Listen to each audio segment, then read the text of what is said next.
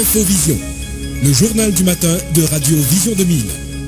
Toute l'actualité nationale et internationale sur Radio Vision 2000.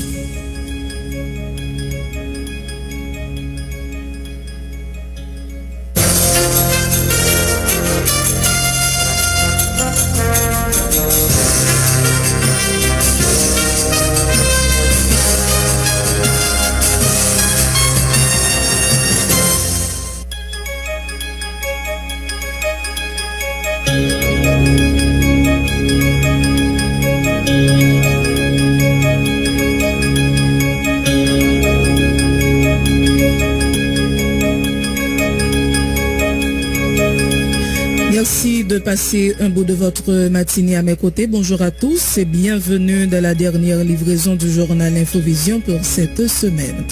Au sommaire de cette édition, le Premier ministre Ariel Henry a rencontré hier des représentants de plusieurs groupes organisés de la société civile, dont du secteur patronal, de la presse et du secteur médical, des consultations autour notamment du problème de l'insécurité. Les acteurs du protocole d'entente nationale se préparent à organiser une nouvelle manifestation ce dimanche 27 juin 2022 dans la ville d'Ekaï pour dénoncer l'insécurité, la mauvaise gouvernance et réclamer le départ du locataire de la primature. Des membres du gang 400 Marozo opérant à Croix-des-Bouquets et des zones avoisinantes ont détourné jeudi 3 autobus avec les passagers à bord à Bedin. Ils ont par la suite restitué l'un des bus, a informé le président de la PCH. Change Mehu dénonce l'incapacité des autorités à résoudre le problème de l'insécurité.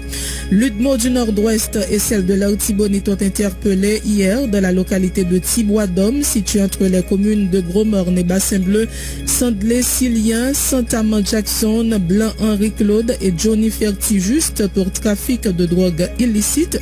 Ils ont été surpris en flagrant délit avec 7 kg de substances blanches et un revolver de calibre 9 mm lors d'une fouille ciblée suite aux informations pertinentes sur l'existence probable de stupéfiants à bord d'une pick-up Nissan de couleur blanche sans plaque d'immatriculation qui transporterait une cargaison de cocaïne, rapporte le directeur départemental de la PNH dans le Nord-Ouest, Jean-Bruce Myrtil. Des individus se réclamant du secteur dit démocratique et populaire ont saccagé hier les locaux du ministère de la Planification et de la Coopération externe à Bourdon. Ils ont emporté un fusil de calibre 12 qui a immédiatement été récupéré selon une note du MPCE. Ces militants très agressifs entendaient exiger du ministre de la Planification, Ricard Pierre, du SDP, un soutien financier afin de payer leur loyer, indique le bureau de communication du ministère. Signature hier de l'accord de don de 120 millions de dollars américains de la Banque mondiale au gouvernement haïtien via le ministère de l'économie et des finances et celui des travaux publics. Ce montant est destiné à financer le projet de connectivité résiliente et d'accessibilité du transport en Haïti. La Société haïtienne d'oncologie annonce la tenue de sa campagne de dépistage du cancer de la prostate à l'occasion de la fête des pères ce dimanche 27 juin. La campagne se déroule entre 8h AM et 4h PM dans les locaux de l'Institut haïtien d'oncologie à Delma 85 et à la polyclinique de l'Avenir au Gonaïve. Les intéressés auront à verser une cotisation de 600 gourdes. De l'international, mon choix, mon corps, mon choix, des milliers de personnes ont manifesté hier soir à New York et à Boston, criant leur colère après l'enterrement du droit à l'avortement décidé par la Cour suprême des États-Unis. Et puis, au moins 18 personnes sont mortes hier aux portes de l'Europe. 2000 migrants ont tenté aux premières heures de la matinée de franchir le mur d'enceinte entre le Maroc et l'enclave espagnole de Melilla.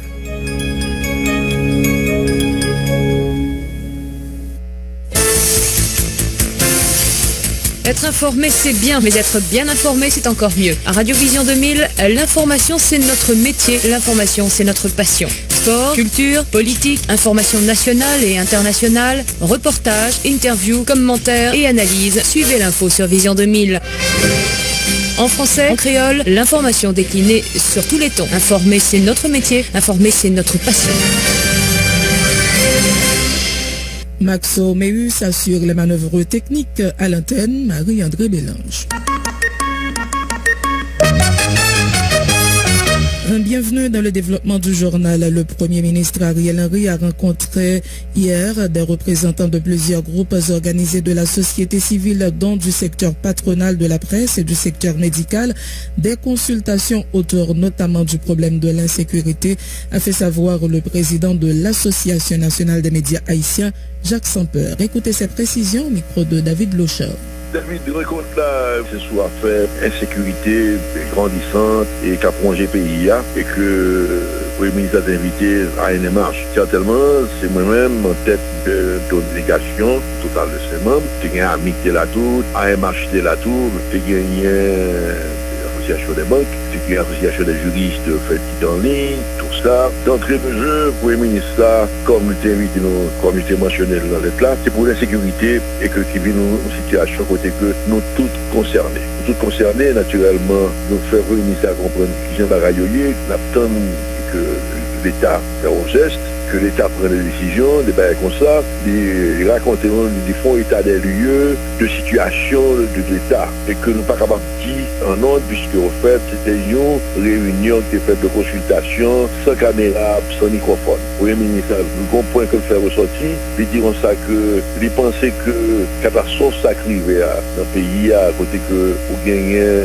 bandit qui était content, qui était contre ce cancer, métastase, et après entrer dans toute zone, ils sont capables de créer un déclic pour que nous tous soyons ensemble, tout bon vrai, sans intérêt personnel. Dès que le monde qui toujours dit ce dialogue, qui a parlé qui fait un secteur qui est capable de venir consensus largement là pour les crises d'abord du pays. D'après vous-même, M. Samper, si tu as parlé ça avec le ministre de l'Affaires, est-ce que ça pourrait vraiment, d'après vous-même, que le ministre ait une volonté pour les crises? Vous savez, il y a des situations qui créent des héros, même si on n'a pas de héros. Allez, ouais, si on est en place. C'est pas tous les jours ça arrive. Et nous pensons que l'on bagaille quand ça arrive, et qu'on change le tempérament, qu'on change de pas mal de choses, parce que là, nous tous concernés, David. Donc, si nous comprenons tout ça dit là, ça veut dire que sentir réellement que le ministre a une bonne volonté pour le dire. Bon, il a parlé, nous l'avons entendu, et nous sommes dans une situation tellement précaire, tellement difficile, nous avons tant d'échéancieux, puisque c'est un échéancieux très coûteux. Des membres du gang 4 Samaroso opérant à Croix-des-Bouquets et des zones avoisinantes ont détourné jeudi 3 autobus avec les passagers à bord à Bedey. Ils ont par la suite restitué l'un des bus, a informé le président de la PCH. Songe Mehu dénonce une fois de plus l'incapacité des autorités à résoudre le problème de l'insécurité. On l'écoute. Au niveau Bedey, il y a 3 autobus, monsieur. Quand Samaroso prend, ils fouillent, ils laguent, ils ont rentré avec eux. En base, ils ont déjà gagné un nom qui est même près de presque 8 jours dans le là. Nous avons 3 autobus dans le monsieur juste après. Nous savons que l'autobus, ni chauffeur, ni autobus, nous avons une information sur eux. Maintenant, 3, ils ont fouillé, ils ont lagué, ils ont rentré avec deux là-dedans. Ils ont déjà gagné un nom déjà. L'autobus est quitté, est-ce que c'est ensemble avec tout passager après au fin de fouille? Oui, et l'autobus, c'est la Caobas qu'ils ont fait. Et deux ça c'est toujours ensemble avec tout passager. Oui, justement, on n'a pas la information. L'autobus ça qui côté tu as sorti ou bien qui côté tu as bralé? Et la Caobas. La Caobas.